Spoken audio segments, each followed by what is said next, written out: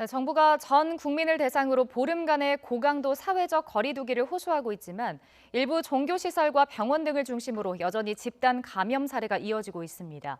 해외 유입 사례가 늘면서 검역 절차도 강화됐는데요. 자세한 내용 시해진 가천대 길병원 감염내과 교수와 짚어보겠습니다. 교수님 안녕하십니까? 안녕하세요. 네, 어제 우리나라에 하루 코로나19 확진자가 105명이 나왔고 이틀째 지금 100명이 넘는 확진자가 나왔습니다. 현재 국내 이 코로나19 상황을 어떻게 봐야 할까요? 국내 코로나19 상황은 특정 지역과 집단을 중심으로 발생했던 유행에서 시작해서 그쪽 유행이 감소함으로써 서울이나 기타 경기 지역에 산발적 유행을 하고 있다가 그 이후로는 숫자가 많이 줄어서 100명 이하로 줄어들었었는데요. 네, 해외 유행 상황이 지속되면서 해외 유입발 감염이 어제 하루만 해도 49명가량으로 발생함에 따라서 현재는 해외 유입 사례와 국내에서의 산발적 유행 사례가 병행하는 것으로 보고 있습니다. 네, 지금 이제 시혜진 교수님과 코로나19 국내외 현황과 관련한 이야기를 듣고 있는데요. 잠시 그 회의를 현재 주재하고 있는 정세균 국무총리의 모두 발언이 준비되어 있습니다. 이 코로나19 사태 대응을 위한 중앙재난안전대책본부 회의가 열리고 있는데요. 현장 연결해서 들어보겠습니다.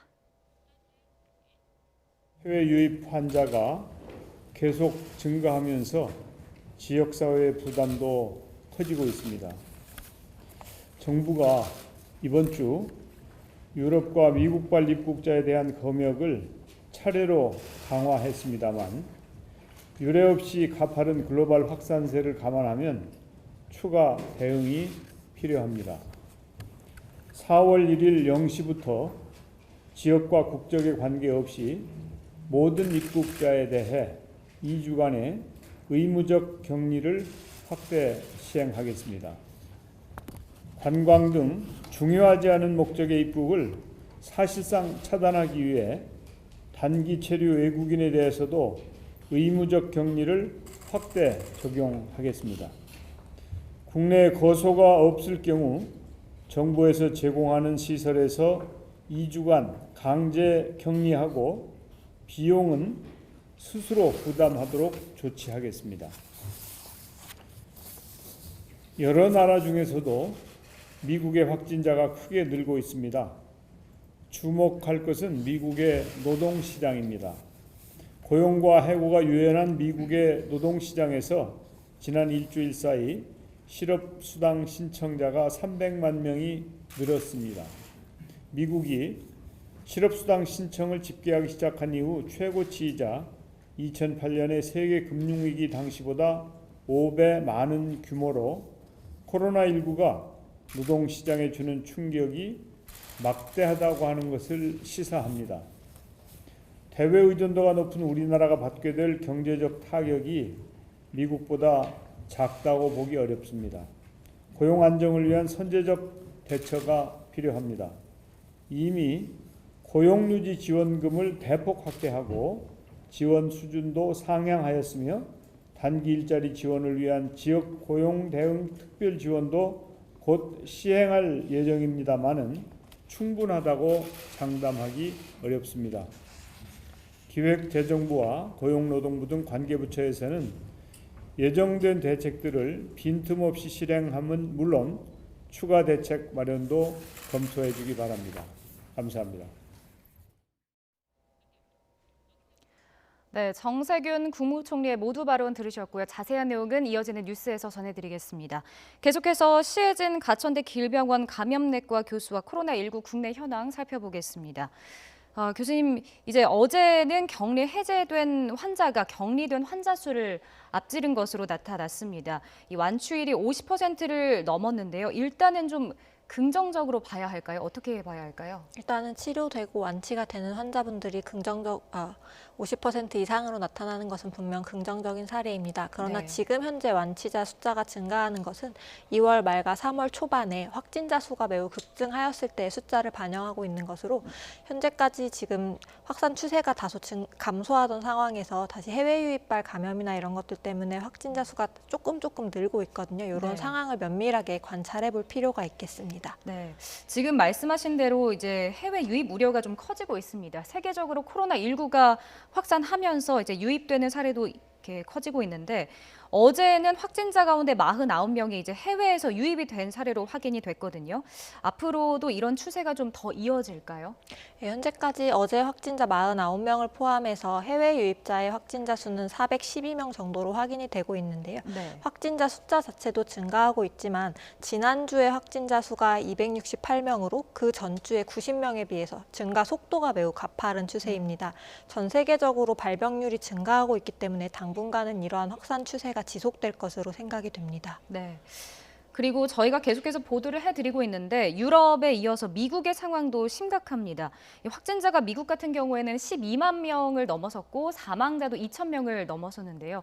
현재 뭐 전 세계적으로 특히 미국에서도 왜 이렇게 이제 확진자가 좀 많이 늘어나는 걸까요? 미국의 확진자 급증 같은 경우에는 미국 내에서의 이동이 자유로웠던 점도 분명히 고려해야 되겠고 네. 마스크 착용이나 이런 문화의 차이도 있을 수 있습니다만 지난주 들어서 미국이 17일 이후로는 검사 수를 대폭 확대했습니다. 17일 전까지 2달간 16만 명 정도를 검사했던 거에 반해서 17일 이후로 8일간 36만 명을 검사함에 따라서 검사 숫자가 증가함으로써 확진자가 급증하는 것으로 보이는 양상도 분명히 있을 것으로 생각이 됩니다. 네. 뭐 검사를 하면서 확진자가 늘어난다고 이야기를 하셨는데 그렇다면 앞으로도 이렇게 좀 늘어나야 된다고 봐야 될까요?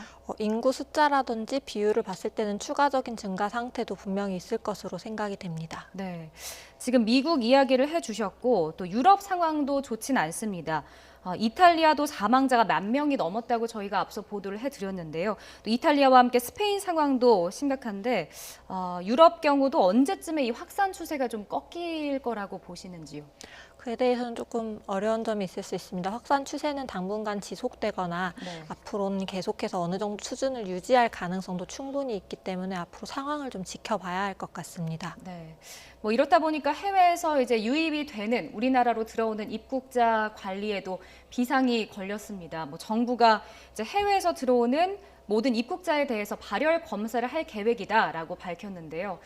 이렇게 정부의 계획이 있다면 어떤 효과가 생길까요? 일단 발열 측정을 함으로써 일단 유증상자를 소수지만 배제할 수 있다는 장점은 있겠습니다. 그러나 해외에서 증상이 없는 상태나 잠복기 감염 상태에서 입국을 하는 경우가 있을 수 있고 비행기라는 좁은 공간에서 밀폐된 공간에 한정된 사람들이 장시간 함께 있어야 되는 상황을 고려해 볼 때는 좀 실효성이 떨어질 가능성도 있습니다. 어떤 방식으로든 외국에서의 유입을 조금 감소시키고 들어온 사람들에 대한 자가격리 등의 네. 2주간의 증상 관찰을 면밀히 하는 것이 매우 중요할 것으로 생각이 됩니다. 네, 그러니까 자가격리를 하는 것이 가장 중요할 것이다라고 보시는 거죠? 들어오는 걸 막을 수 없다면 들어온 사람들에 대해서는 무증상 잠복기 기간을 네. 충분히 고려해야 할 것으로 생각이 됩니다. 네, 알겠습니다. 또 이 해외 입국자에 대해서 자가격리 조치가 이제 확대가 되고 있는데 말씀하신 대로 이 자가격리를 어기는 사람들도 사실 좀 이어지고 있습니다. 뭐 사회적 거리두기 기조랑 맞지 않는 행동이다 이런 지적도 계속해서 나오고 있거든요.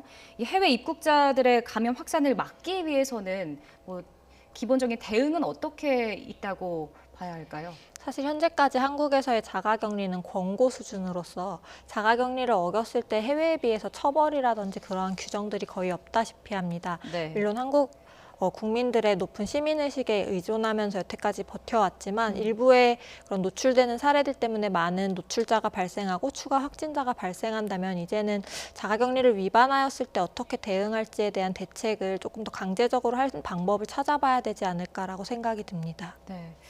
뭐 우리나라 국내 상황 다시 좀 알아볼게요. 집단 감염도 이어지고 있습니다. 주말에 이제 예배와 관련해서 뭐 교회들이 예배를 강행하고 있다 이런 이야기도 전해드렸는데 대구의 한 정신병원에서는 현재 70명이 넘는 확진자가 걸리면서 현재 비상도 걸렸습니다. 문제는 이제 고위험 집단 시설이지만 이 대구시 전수조사에서는 빠져 있었다고 하더라고요. 이거는 어떤 이야기입니까? 그 한 병원에서 70년 넘는 확진자가 발생하였고 앞서 다른 병원에서의 유행과 마찬가지로 이동이 어려운 정신질환자들을 다수 수용하고 있는 만성병원으로 확인이 되었습니다. 네. 이전에 한 차례 유행했던 병원과 이 건물을 같이 사용하고 이동 동선이 겹치는 부분이 있었는데 이에 대해서는 좀 더 확인이 필요할 것 같습니다. 네.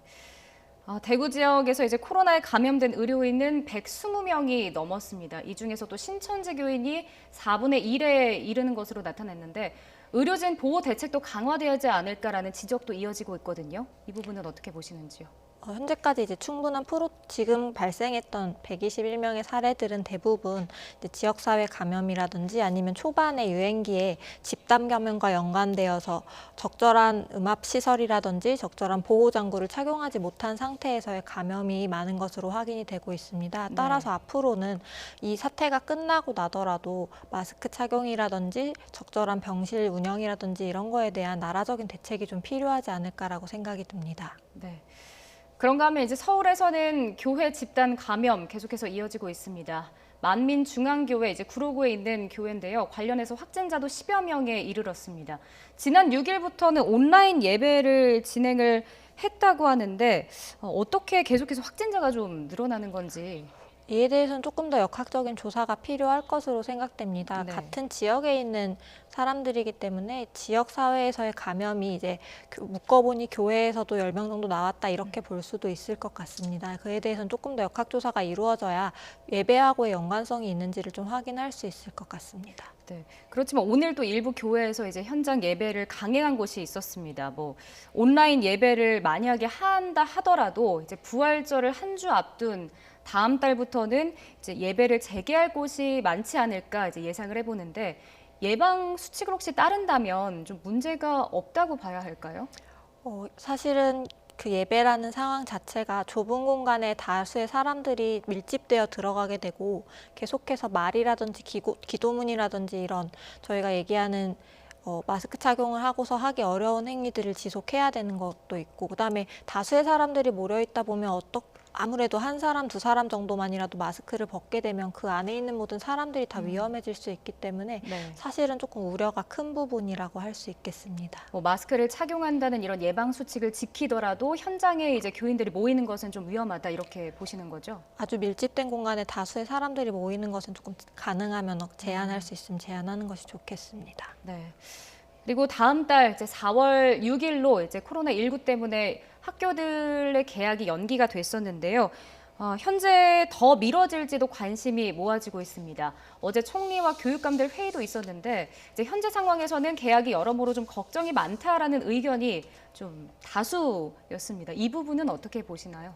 앞서 말한 교회와 마찬가지로 사람들이 많이 모이게 되면 어쨌든 예외적인 상황이 발생할 수 있고 특히나 학교 같은 경우에는 뭐 고등학생, 중학생 이런 고학년들도 있지만 유치원생이나 초등학교 저학년 같은 경우에는 사실 저희가 개인위생을 막 강조한다고 해서 마스크 착용이나 이런 거를 100% 지킬 수 있을지에 대해서는 네. 의문이 있기 때문에 우려되는 부분이 사실입니다. 그러나 앞서의 예배와 다른 점은 일단 교육이라는 것은 우리가 피할 수는 없는, 제한할 수는 없는 일 중에 하나이기 때문에 이에 대해서는 위험도하고 그다음에 필요성을 면밀히 관찰해서 관련 부서에서 적절하게 결정을 해줘야 될 것으로 생각이 됩니다. 네.